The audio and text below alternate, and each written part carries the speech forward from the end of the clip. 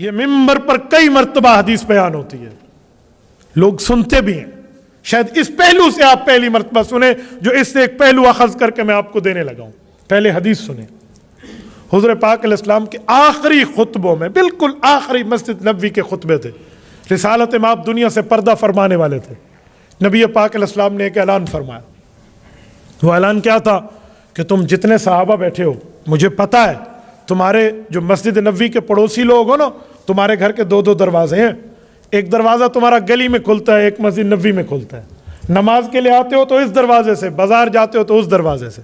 کہا جی ہاں یا رسول اللہ، آپ کی اجازت سے ایسے ہی ہم نے رکھا ہوا ہے۔ فرمایا اب میں اجازت واپس لے رہا ہوں، لا تبقین قوقۃ فی المسجد، مسجد میں اپنے دروازے بند کر لو، وہی گلی والا کھلا رہے، جب مسجد نبوی میں آؤ گلی کے دروازے سے آؤ۔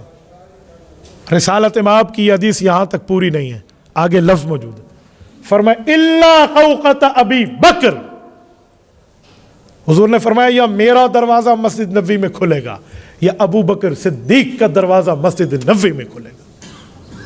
کیوں کھلے گا ابو بکر صدیق کا دروازہ؟ وجہ رب کریم آپ کو مدینہ طیبہ لے جائے۔ میں نے گزشتہ جمعہ مدینہ طیبہ میں ادا کیا، جب آپ یوں باب السلام کو منہ کرو نا نبی علیہ السلام کے سلام کرنے کے لیے دروازے کی طرف، تو آپ کے الٹے ہاتھ پر وہ آج بھی دروازہ ابو بکر کی نشانی موجود ہے، اور اوپر لکھا ہوا ہے ہذہ خوخۃ ابی بکر رضی اللہ عنہ۔ فرمایا یہ وہی دروازہ ہے جو رسالت مآب علیہ السلام نے حضرت ابو بکر صدیق کا قائم اور دائم رکھا تھا، اور اس کو کھلے رہنے کا حکم دیا تھا، بند نہیں فرمایا تھا۔ کیوں؟ وجہ، معاملہ کیا ہے؟ ابو بکر صدیق رضی اللہ عنہ کا دروازہ کیوں کھلا رہا؟ کئی وجوہات ہیں۔ ایک عورت آئی رسالت مآب کی خدمت میں، کہا یا رسول اللہ مسئلہ پوچھنا ہے۔ نبی پاک علیہ السلام چاہتے تو اسی وقت مسئلہ بتا سکتے تھے۔ حضرت جبیر ابن مطعم کی روایت صحیح بخاری جلد 2 میں موجود ہے، اتت امرأۃ النبی صلی اللہ علیہ وسلم، عورت آئی حضور کے پاس، مسئلہ پوچھنا ہے۔ حضور پاک نے فرمایا میں سفر پہ نکلنے لگا ہوں، بعد میں آنا۔ وہ خاتون صحابیہ تھی، اس نے عرض کیا یا رسول اللہ اجازت ہو تو ایک جملہ پوچھوں؟ فرمایا پوچھیں۔ فرمایا میں آؤں، میں آپ کی خدمت میں آپ کے سفر کے بعد آؤں، اور آپ اس دنیا سے اگر رخصت ہو گئے تو مسئلہ کیسے پتہ چلے گا؟ حضور پاک علیہ السلام نے برملا جواب دیا۔ رسالت مآب علیہ السلام نے فوراً جواب دے کر فرمایا ان لم تجدینی فاتی ابا بکر، میں نہیں ہوں گا، ابو بکر تو ہوگا۔ اس سے مسئلہ پوچھ لینا، تیرا سارا پرابلم سالو کر دے گا۔ یہ 2 حدیثیں ملائیں تو جواب ملتا ہے کہ حضور پاک امت کے راہبر، قائد، رہنما، رئیس، لیڈر ہیں، حضور کا مسجد نبوی میں بھی دروازہ کھلتا ہے، تو ابو بکر نے حضور کی نیابت میں خلافت حکمرانی سنبھالنی ہے، اس لیے ابو بکر کا دروازہ بھی کھلا رہے تاکہ امت کی رہنمائی کرے۔ یہ رسول اللہ صلی اللہ علیہ وسلم نے ابو بکر صدیق کے لیے سیاست اسلامیہ کا دروازہ نہیں کھولا، خلافت اسلامیہ کا دروازہ نہیں کھولا، اپنے نائب ہونے کا دروازہ نہیں کھولا، تو اور کیا ہے؟ آج کوئی عالم دین اسلامی سیاست کے لیے باہر آئے تو لوگ اسے کہتے ہیں تم مسیت میں تھے، کوئی تھکیڑی لوڑ ہے؟ ابو بکر کا وارث کون ہے پھر؟ اگر عالم ابو بکر اور رسول اللہ کا وارث نہیں ہے تو وہ بندہ ابو بکر کا وارث ہے جس کو نہ اللہ کا قرآن آتا ہے، نہ نبی کا فرمان آتا ہے، نہ جسے کلمہ طیبہ آتا ہے، نہ جسے دین آتا ہے، نہ جسے ختم نبوت میں خاتم النبیین کا لفظ آتا ہے۔ اگر عالم نبی کا وارث نہیں ہے، عالم پیغمبر کے صحابہ اور اہل بیت کا وارث نہیں ہے، تو پھر اس دھرتی پہ وارث کون ہے؟ اس لیے میں نے آیت اور حدیث پڑھ کے یہ بات آپ کو باور کرائی کہ اصل کام سیاست اسلامیہ میں علماء کا ہے۔ عالم کے علاوہ کوئی چلے گا تو علماء سے پوچھ کے چلے گا، علماء کی نگرانی میں چلے گا، علماء کی رہنمائی میں چلے گا۔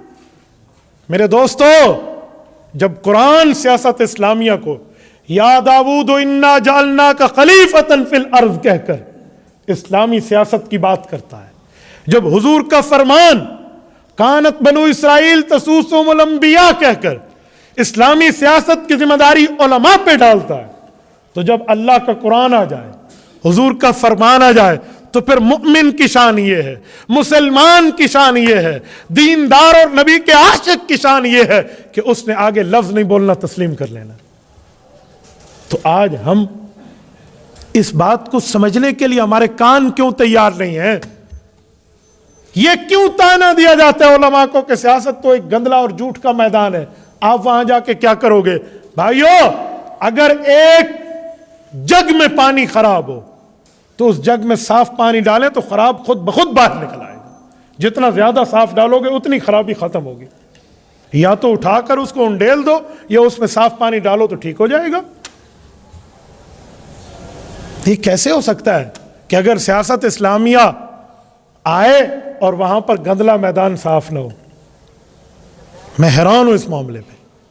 پوری پاکستان میں علماء کو کتنے ووٹ ہماری عوام دیتی ہے اور بے دینوں کو کتنے ووٹ دیتی ہے؟ کیا ووٹ میری گلی کے نالے بنانے پر ہے؟